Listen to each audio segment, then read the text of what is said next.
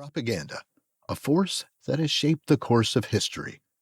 Its origins trace back to Gustave Le Bon, the father of propaganda whose work The Crowd in 1895 resonated with leaders like Benito Mussolini, Adolf Hitler, Theodore Roosevelt, and Charles Dawes. In Woodrow Wilson's era, the Committee on Public Affairs emerged in 1917. It is here where we meet Edward Bernays, the founding figure of modern public relations. This ensemble included influential journalists like Robert Woolley and George Creel. With the team now fully assembled, Creel specifically rallied artists, intellectuals, journalists, and other media professionals, urging them to employ their skills in support of drawing America into the First World War, all in defiance of a population that was in favor of isolationism. Then came the Espionage Act of 1917 and the Sedition Act of 1918.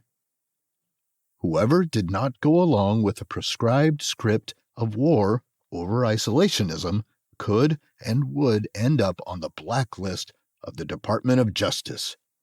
After all, this was supposed to be the war to end all wars. Together, they orchestrated America's first ministry of propaganda, a precursor to our current intricate cabalotocracy.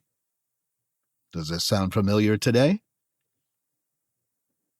Today, we find ourselves in an era where government, large corporations, media, Wall Street, Silicon Valley, academia, Hollywood, big pharma, and intelligence agencies interweave their narratives and read off the same script to facilitate a well-orchestrated tapestry of prevarications. The pattern persists. Propaganda begets more propaganda, fueling conflicts. From World War II to the Cold War, propaganda distorted perceptions on both sides, pushing nations to the brink. Even leaders like Eisenhower and Khrushchev found themselves ensnared by the machinery of their own military-industrial complexes that had vested interest in arms buildups and its related political corruption. Take the case of the Bay of Tonkin lie, which led to the Vietnam War, another chapter in a long history of manipulation.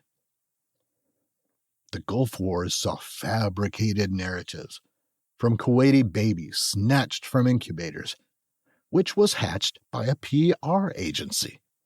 And of course, the second one was well-rehearsed and shameless lie, the imaginary weapons of mass destruction in Iraq, all of which belong in the fictional section of the library besides Alice in Wonderland.